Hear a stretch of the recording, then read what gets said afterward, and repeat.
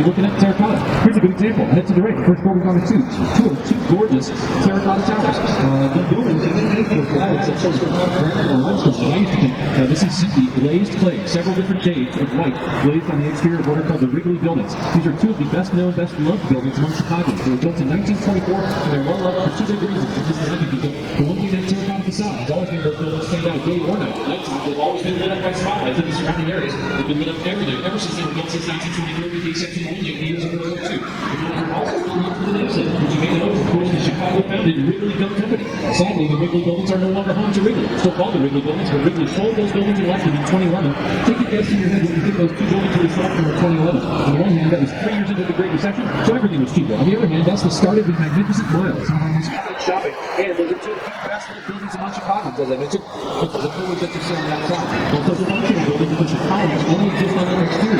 So if you want to rent space in that building, you can customize it completely as there are no vertical obstructions. This makes you even hospital. You get most of this like in Chicago tall architecture here. That's ironic because some of the students did not appreciate his teachings. Case in point, these two buildings on the right are the exact opposite of what we just seen.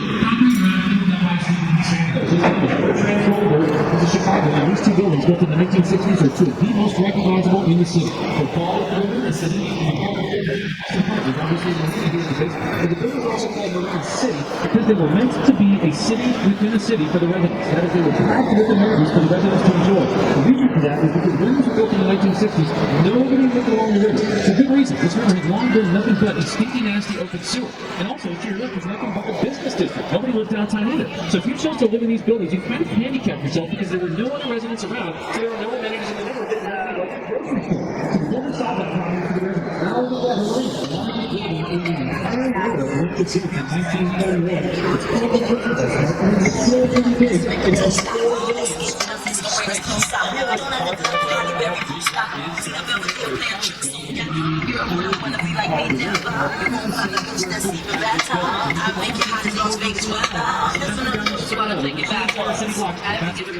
The building is so large, it had its own zip code up until about 20 years ago. The other one of the two most important stuff that's happened along here in the last 150 years, and I should point out generally that student stuff has been built here the last 10 years. There's too much for me to point out. I wish the boat would just stop for 10 minutes. We don't have time for that. So I'm going to point out the coolest stuff around me that's been built in the last 20, 30 years. And one of the most amazing buildings in Chicago is a head to the left after the Lake Street Bridge. It was done just about 5 years ago in 2017. The building's amazing, of course, because you can see it's got this incredibly narrow base. I want to point out something subtle. As I told you, I'm going to try and argue that so much cool stuff that's in the city is here because of this river. I can show you from a original flag. The city took that design architecture sale, you could probably spot a bunch of features that were inspired by sales. For example, triangular profile, triangular windows on the roof, some round porthole windows scattered throughout, even some private docks at the base. These are called the Chicago River Cottages. Hotel homes were still owned by the original residents and the original owners. Sound plan is also just going to reflect here about 5 minutes outside.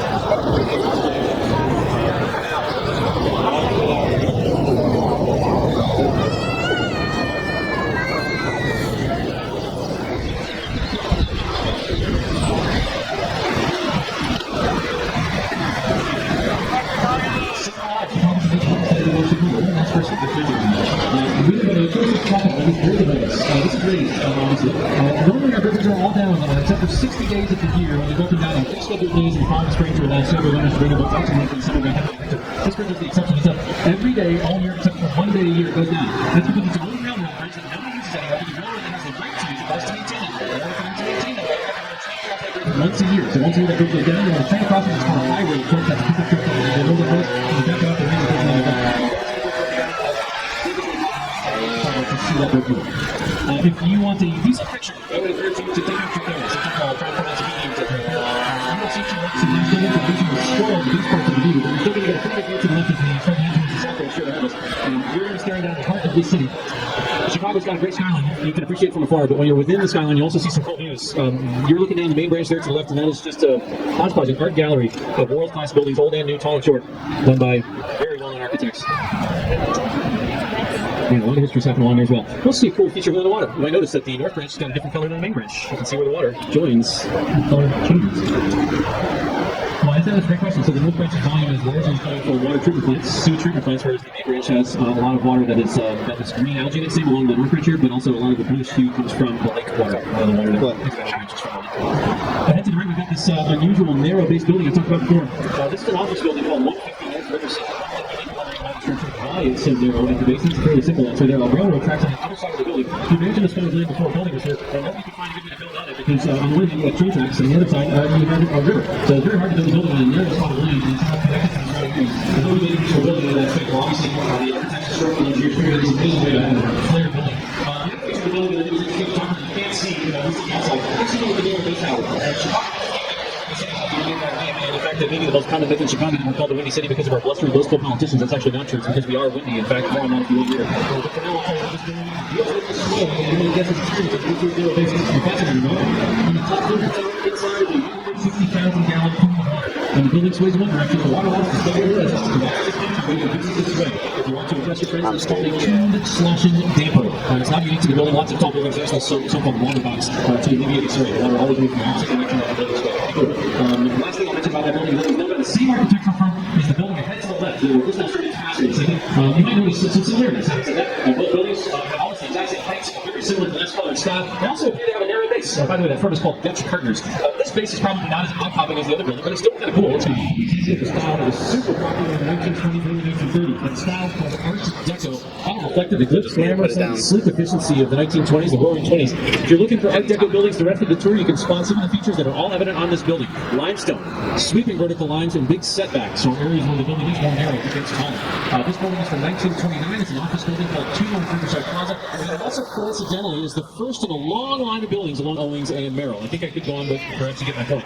Now, as for the Sears Tower, there's a lot more to tell you about it later. For now, I just want to address the name. Its official name you may know is the Willis Tower, and that name changed way back in 2009. Despite that fact, myself and most Chicagoans that I know still call that building the Sears Tower, and that's the reason why I want to get into it. Whatever you call it, I'll say that the name's starting to change, at least in some people's minds. I told you I'm a high school teacher. Most of my students call that building the Willis Tower. Also, most of my students get Fs. Everyone else calls it the Sears Tower. They get very good grades.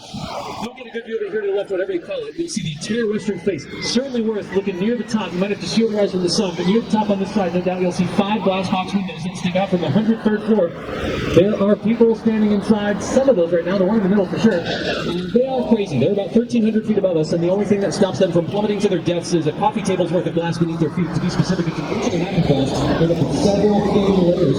I'm just telling a story about that. About 10 years ago, a few people were sitting inside one of those glass box windows, like thousands of people were there for some reason. Let's the glass shattered below their feet. This actually happened. The engineer didn't try to believe their astronaut shattered by they're designed to do that. Okay. Then tell me this, engineers. Why is it that only one of the windows has ever shattered and it's happened? It has a running track, a pickleball court, and a bar. It's like a brand new building. That's awesome.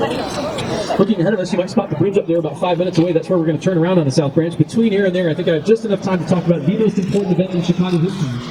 The Great Chicago Fire in 1871. Fire here, and the story about Chicago is still here about how the fire supposedly began. The story is supposed to start on the southwest side, all about half mile off in the direction I'm gesturing. About how the fire began. Certainly sad for Catherine O'Leary. She was blamed for starting the fire and hated by basically every Chicagoan until the day she died. As for the fire, at the time it was the largest urban fire in U.S. history. Still today it's the second largest urban fire in U.S. history, second only to the San Francisco earthquake fire about 35 years after our fire. Our fire was still pretty bad. It burned for about 30 hours till it was finally put out. Now, as we're turning around, you got a great view of the Sears Tower. Practically straight ahead of us, that big tall black building. And what is apparently a cloudless sky, gorgeous, pure blue sky. As we turn around, this may also be an opportunity if you have a question. Ask me questions if you like, otherwise I'll just continue with the tour. There's a lot to tell you about. If you have a question. I told Tom. How do you today? Thank you for asking. It's about 22 feet, about 7 meters. Hey. Quickly, I'm trying to get to your money's worth. I can slow down if you want me to. Should I slow down? Okay, can I speed up?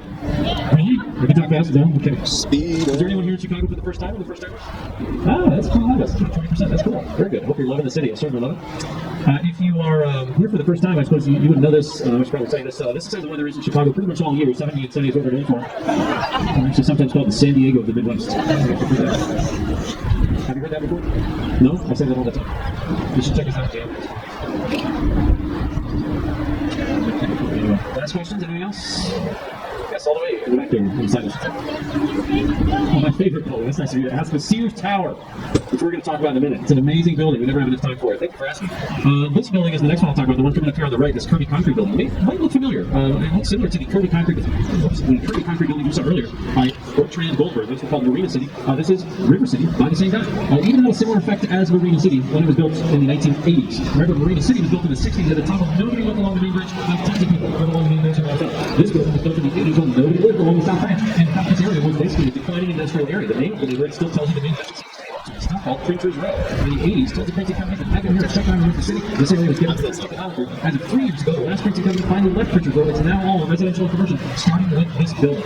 Despite the fact that it's all changed the character of Printers Row forever. These days, it's desirable for a lot of prospective renters. Maybe able to get why. For example, because of this building's success, there have been so many other buildings built around this, including some of the new construction you see here at the west of the right. But if you're going to rent around your land, rental building, much nicer, newer amenities. Secondly, just maybe a personal thing to me, looking at River City, the concrete on the outside looks kind of tight. Maybe it just needs to be moved somehow, some way out. But also that's something you can't see by looking at the building. See,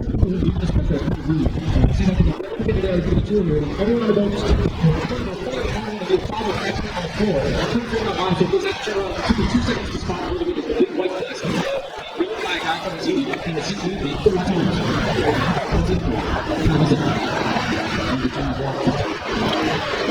Condos from the low 40s to 1.4 million.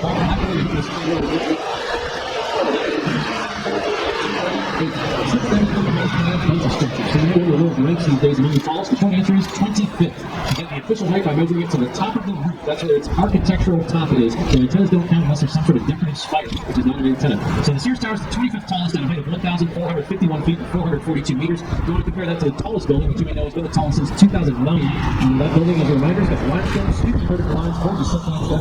An art deco tower from 1930 that is still named for the beautiful business of Richmond home too. That building is called the Chicago Board of Trade. You may know Chicago was for a long time bonusing outwards, holding 5, for example, if he was interested in selling 5 trainloads of lumber, or he would turn his hand inwards if he wanted to buy 5 trainloads of lumber. Sadly, all that trading has become outdated because of about 20 years ago, the internet took over, and can trade electronically anytime, anywhere. So people like Miles and other traders who put out work in that uniquely institution, that Chicago business, then became known, which is kind of sad. So in that sense, having said that, the building's kind of a relic of what it used to represent, that statue there that we now appreciate. That's the World Goddess of Agriculture series, up there to agriculture and all of it. And if you're interested in visiting the series, I'll tell you know as a person that I wish you up there 100 feet more. Totally worth going to. I think if you're a tourist, even if you're a local, never just all going to a tall building, at least for me. But if you're a tourist, it's a quintessential experience to visit a tall building in the city. You've got 2 options, as you may know. Of course, one is the tall tower, I'd love to break.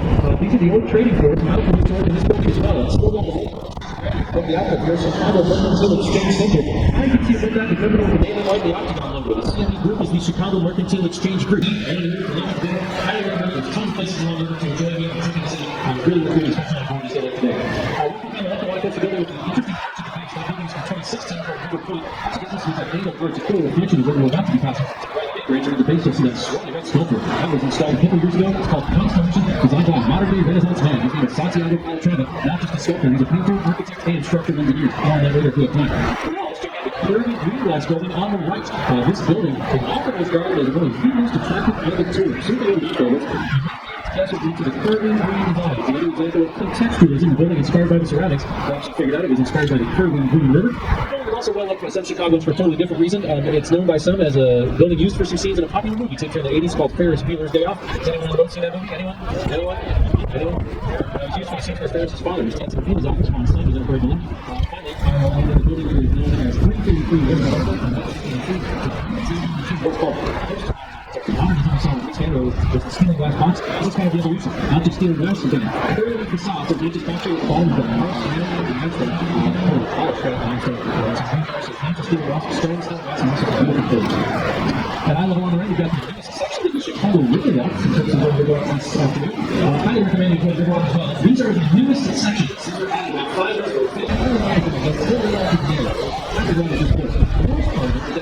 In the section, you have to pay to get started. You have to stop. You have to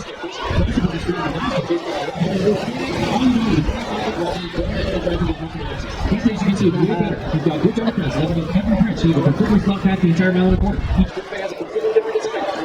Some of them have their structures are jam-packed. It's all designed by living in Carl Ross Berry. This is my favorite section. It's called it's something that has to do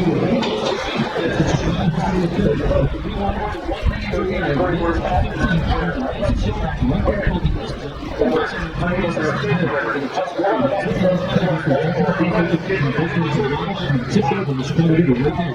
124 people died that day. Women and children died in that disaster. Then in DTT, a few years prior, it is still the third deadliest shipping disaster in U.S. history, and terribly depressing to bring up on a boat tour. Where are you asking me? The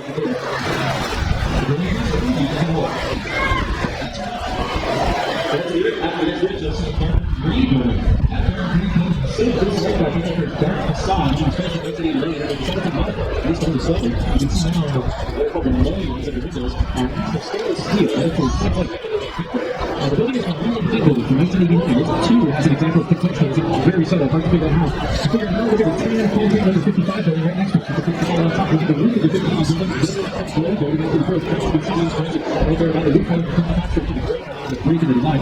As for the Wheel Read building itself, built in 1998 for Wheel Read advertising, one of the best known advertising firms in the country since they were founded in the 30s.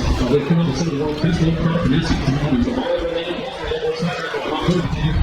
Allstate, and others. Stunning building down the tour. This is my opinion. Water straight ahead of us right now. You see the building I'm referring to. It's straight under the building, about 5 degrees to the right. We're looking for a building with a dark green narrow neck and a shiny top. That top shines even on dreary days because what you're looking at is clear 24-karat gold leaf. That is the top of what's called the carbide and carbon building. It's an unusual Art Deco tower. Instead of limestone on the outside, you're looking at dark green glazed terracotta and cool. This is not verifiable. It has to be true. Just like the last machine, you got gold three years out, just enough to what you see, more championship street. Certainly what it looks like to me, that's not true, it's still gold is but that's gotta be true, right? I'm saying that's true, that's a fact. That would be a gorgeous structure. Come into a high-end hotel if you're ever doing a Wall Street,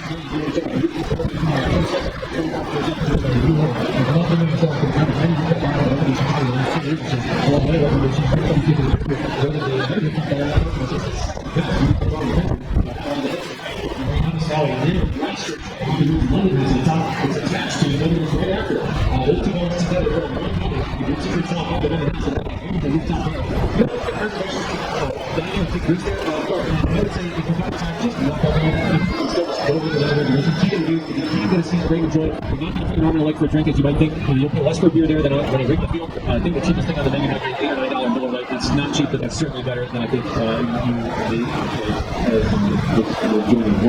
certainly one and a half at the time. As we're approaching the name for the first non-native settler in the Chicago area, Jean-Baptiste Paul Desable. I will point out the building across the street after the Wrigley buildings on the left. You'll see a gorgeous greenstone tower with fancy, fantastic neo-romantic top. That is the Tribune Tower from 1925. Sadly, like the Wrigley buildings, no longer home to the community of the building's name bears. The Tribune sold that building in 3 spots around it that they owned in 2018 for similar prices to the Wrigley buildings. The Tribune sold those spots for $40 million. Since they built the building in 2018, it has 2 water boxes for more water than the other building I told you about before. Pretty amazing. It also led to a fun story for me. I'll never forget the day about 3 years ago when I first gave it a tour. The guy walked up to me on the building and said, "Hey, I work in that building. Do you want to check it out?" I did not know who this guy was, so I thought back to all the advice my parents gave me about strangers, and I said yes. I finally just come to the top of the ceiling tower. It was awesome. We had a great time. We held hands. I'll never forget it. It was just a real connection. All I learned from that experience was always frustrating. Totally worth it. It used to be home to lots of factories and railroads. Go back to 1970. The land on your right was nothing but a train yard for Illinois Central. As far as the eye can see, there the planet of the musician. 1970 to the left of the fountain, a bunch of parking lots, warehouses, factories, including even a Baby Ruth candy bar factory. No reason to best stuff. For example, 27 miles of footprint that run in a chain of parks almost unbroken for its entire length. It's largely due to Daniel Brenner's plan. Part of that plan included what's called the museum campus. A bit too far away for you to see, but about 1.5 miles to our right is the area where a lot of our best museums are within walking distance of each other. That's thanks to Daniel Burnham. Also thanks to Daniel Burnham, Navy, well, it's super cool. Gotta check that out if you got time. I see very few people care for my children's museum joke. Okay, that's my favorite joke. Just imagine children encased in insect. I think that's really cool. I should also talk about what's going on ahead of us. You can see that the yoga turned in straight line a series of laws and steel doors. Why is this here? Well, we used to put all of our human, animal, and industrial waste into the river. So let's do it. Let's do it in the 1920s by the States that over all the Great Lakes. Because since we reversed the river in 1900, Disappointing. They were right, we lost that lawsuit in the 1930s. End result, concrete walls and steel doors. You can see where all these boats are trying to get through. It's called the Chicago Harbor League.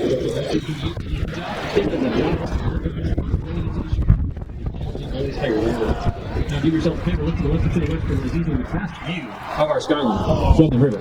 Certainly worth pausing for a couple minutes to give you time to take in these gorgeous views on this beautiful day.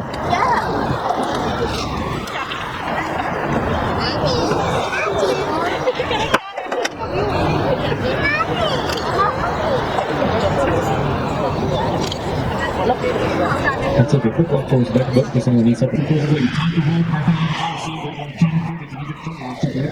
right, to the right, inside the building with that yellow building on the top. Right there, there are 3 tours. You basically trade your ID if you go here to the desk for a tour. Quick program tour of the building. It's gorgeous on the inside. And sadly, you don't get to go up to that yellow dome on top.